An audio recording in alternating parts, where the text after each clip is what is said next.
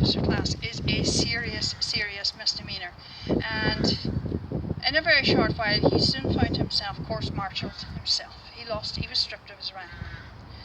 So he was put under house arrest and he escaped and went to England, where he signed up as a private. So this story that's coming out at the present minute of an officer and gentleman sort of turns into the story of an officer and a private.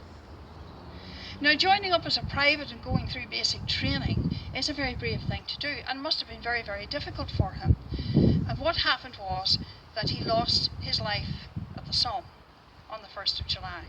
Body never recovered. So Frederick Charles Bloomfield is not here. His name is remembered within Christchurch itself. If you get a chance to go into the church whilst it's open today and you see the wonderful memorials that are there, you will see his name.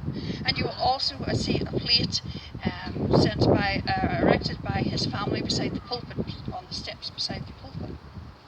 So she is now Catherine Ann Swetnam, Mrs. Trench, widow of Major Trench.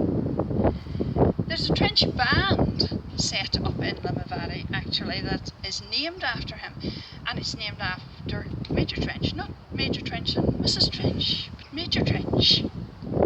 One of the very oldest ones in the Limavady area. In 1926 then she married again. She married the Reverend McManaway. Okay, so she had no children by her first marriage, and she had no children by her second marriage either.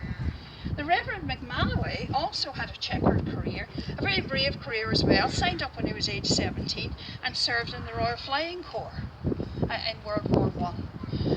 Okay, and was then inducted into the priesthood of the Church of Ireland. Now that is important, if you just remember that. So he became the Reverend McManaway. But he also